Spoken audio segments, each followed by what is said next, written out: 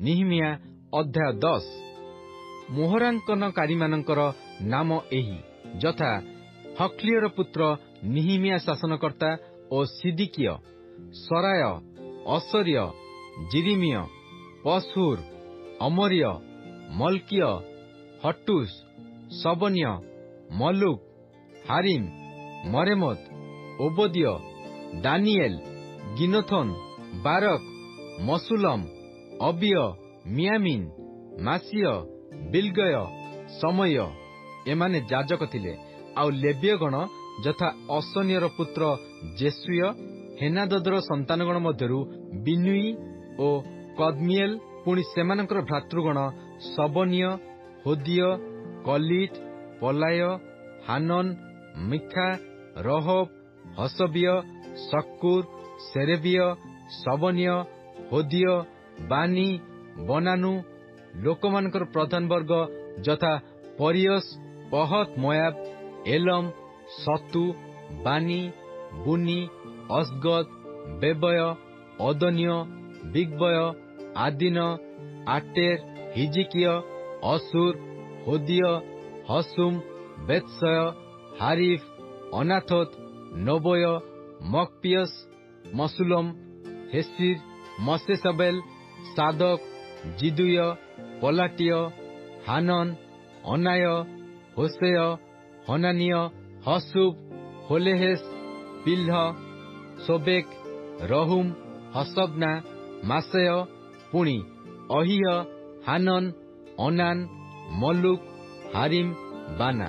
ପୁଣି ଲୋକମାନଙ୍କର ଅବଶିଷ୍ଟାଂଶ ଯାଜକମାନେ, ଲେବୀୟମାନେ, ଦ୍ୱାରପାଳମାନେ, ଗାୟକମାନେ, ନଥିନୀୟମାନେ ଓ ଯେ ସମସ୍ତ ଲୋକ ନାନା ଦେଶସ୍ଥ ଗୋଷ୍ଠୀମାନଙ୍କଠାରୁ ଆପଣମାନଙ୍କୁ ପୃଥକ କରି ପରମେଶ୍ୱରଙ୍କ ବ୍ୟବସ୍ଥାର ପକ୍ଷ ହୋଇଥିଲେ, ସେମାନେ ସେମାନଙ୍କର ଭାର୍ଯ୍ୟାଗଣ, ସେମାନଙ୍କର ପୁତ୍ରଗଣ ଓ ସେମାନଙ୍କର କନ୍ୟାଗଣ ପ୍ରତ୍ୟେକ ଜ୍ଞାନବାନ ଓ ବୁଦ୍ଧିମାନ ଲୋକ। ସେମାନେ ଆପଣମାନଙ୍କ ଭ୍ରାତୃଗଣ, ଆପଣମାନଙ୍କ କୁଳୀନଗଣ ପ୍ରତି ଆସକ୍ତ ହୋଇ ପରମେଶ୍ୱରଙ୍କ ଦାସ ମୋଶାଙ୍କ ଦ୍ୱାରା ଦତ୍ତ ପରମେଶ୍ୱରଙ୍କ ବ୍ୟବସ୍ଥାନୁସାରେ ଚାଲିବା ପାଇଁ ଓ ଆମ୍ଭମାନଙ୍କ ପ୍ରଭୁ ସଦାପ୍ରଭୁଙ୍କର ସମସ୍ତ ଆଜ୍ଞା ଓ ଶାସନ ଓ ବିଧି ମନୋଯୋଗ ପୂର୍ବକ ପାଳିବା ପାଇଁ ଶପଥ ଓ ପ୍ରତିଜ୍ଞା କଲେ। ଆଉ କହିଲେ, ଆମ୍ଭେମାନେ ଅନ୍ୟ ଦେଶୀୟ ଲୋକମାନଙ୍କୁ ଆପଣମାନଙ୍କ କନ୍ୟାଗଣ ଦେବୁ ନାହିଁ, କିମ୍ବା ଆପଣମାନଙ୍କ ପୁତ୍ରଗଣ ନିମନ୍ତେ ସେମାନଙ୍କ କନ୍ୟାଗଣ ଗ୍ରହଣ କରିବୁ ନାହିଁ।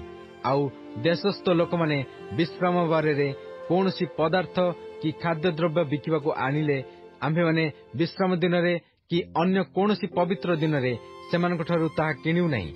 ଆଉ ସପ୍ତମ ବର୍ଷ ସର୍ବପ୍ରକାର ଋଣ ଆଦାୟ କରିବାର ଛାଡ଼ିଦେବୁ।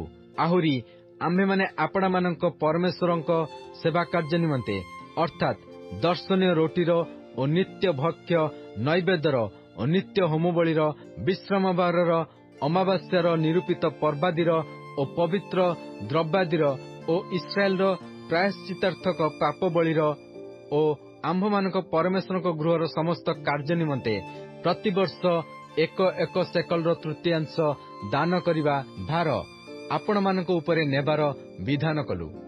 ପୁଣି ବ୍ୟବସ୍ଥାର ଲିଖନାନୁସାରେ ସଦାପ୍ରଭୁ ଆମ୍ଭମାନଙ୍କ ପରମେଶ୍ୱରଙ୍କ ଯଜ୍ଞବେଦୀ ଉପରେ ଜଳାଇବା ସକାଶେ ଆମ୍ଭମାନଙ୍କ ପିତୃବଂଶାନୁସାରେ ବର୍ଷକୁ ବର୍ଷ ନିରୂପିତ ସମୟରେ ଆମ୍ଭେମାନେ ପରମେଶ୍ୱରଙ୍କ ଗୃହକୁ କାଷ୍ଠ ଆଣିବା ନିମନ୍ତେ ଆମ୍ଭେମାନେ ଅର୍ଥାତ୍ ଯାଜକମାନେ, ଲେବୀୟମାନେ ଓ ଲୋକମାନେ କାଷ୍ଠ ଦାନ ବିଷୟରେ ଗୁଲିବାଣ୍ଟ କଲୁ। ଆହୁରି ଆମ୍ଭମାନଙ୍କ ଭୂମିର ପ୍ରଥମଜାତ ଶସ୍ୟ ଓ ସର୍ବପ୍ରକାର ବୃକ୍ଷର ପ୍ରଥମଜାତ ଫଳ ବର୍ଷକୁ ବର୍ଷ ସଦାପ୍ରଭୁଙ୍କ ଗୃହକୁ ଆଣିବା ପାଇଁ ମଧ୍ୟ ବ୍ୟବସ୍ଥାର ଲିଖନାନୁସାରେ ଆମ୍ଭମାନଙ୍କ ସନ୍ତାନଗଣର ଓ ପଶୁଗଣର ପ୍ରଥମଜାତ ଓ ଆମ୍ଭମାନଙ୍କ ଗୋପଲ ଓ ମେଷପଲର ପ୍ରଥମଜାତମାନଙ୍କୁ ଆମ୍ଭମାନଙ୍କ ପରମେଶ୍ୱରଙ୍କ ଗୃହକୁ, ଆମ୍ଭମାନଙ୍କ ପରମେଶ୍ୱରଙ୍କ ଗୃହରେ ପରିଚର୍ଯ୍ୟାକାରୀ ଯାଜକମାନଙ୍କ ନିକଟକୁ ଆଣିବା ପାଇଁ, ପୁଣି ଆମ୍ଭମାନଙ୍କ ଚକଟା ମଇଦାର ଅଗ୍ନିମାଂସ ଓ ଆମ୍ଭମାନଙ୍କ ଉତ୍ତୋଳନୀୟ ଉପହାର ଓ ସର୍ବପ୍ରକାର ବୃକ୍ଷର ଫଳ, ଦ୍ରାକ୍ଷାରସ ଓ ତୈଳ ଯାଜକମାନଙ୍କ ନିକଟକୁ ଆମ୍ଭମାନଙ୍କ ପରମେଶ୍ୱରଙ୍କ ଗୃହର କୋଠରୀକି ଆଣିବା ପାଇଁ, ଆଉ ଭୂମିଜାତ ଦ୍ରବ୍ୟର ଦଶମାଂଶ ଲେବୀୟମାନଙ୍କ ନିକଟକୁ ଆଣିବା ପାଇଁ ସ୍ଥିର କଲୁ। କାରଣ ସେହି ଲେବୀୟମାନେ ଆମ୍ଭମାନଙ୍କ ସକଳ କୃଷି ନଗରରେ ଦଶମାଂଶ ଆଦାୟ କରନ୍ତି। ମାତ୍ର ଲେବୀୟମାନେ ଦଶମାଂଶ ଆଦାୟ କରିବା ସମୟରେ ହାରୋଣଙ୍କର ସନ୍ତାନ ଯାଜକ ଲେବୀୟମାନଙ୍କ ସଙ୍ଗେ ରହିବ। ଆଉ ଲେବୀୟମାନେ ପରମେଶ୍ୱରଙ୍କ ଗୃହସ୍ଥିତ ଭଣ୍ଡାର କୋଠରୀ କି ଦଶମାଂଶର ଦଶମାଂଶ ଆଣିବେ। କାରଣ ପବିତ୍ର ସ୍ଥାନର ପାତ୍ର ସବୁ ଓ ପରିଚାରକ ଯାଜକମାନେ ଆଉ ଦ୍ୱାରପାଳମାନେ ଓ ଗାୟକମାନେ ଯେଉଁ ସବୁ କୋଠରୀରେ ଥାଆନ୍ତି, ସେଠାକୁ ଇସ୍ରାଏଲ ସନ୍ତାନଗଣ ଓ ଲେବୀୟ ସନ୍ତାନଗଣ ଶସ୍ୟର, ଦ୍ରାକ୍ଷାରସର ଓ ତୈଳର ଉତ୍ତୋଳନୀୟ ଉପହାର ଆଣିବେ। ପୁଣି ଆମ୍ଭେମାନେ ଆପଣାମାନଙ୍କ ପରମେଶ୍ୱରଙ୍କ ଗୃହ ପରିତ୍ୟାଗ କରିବୁ ନାହିଁ।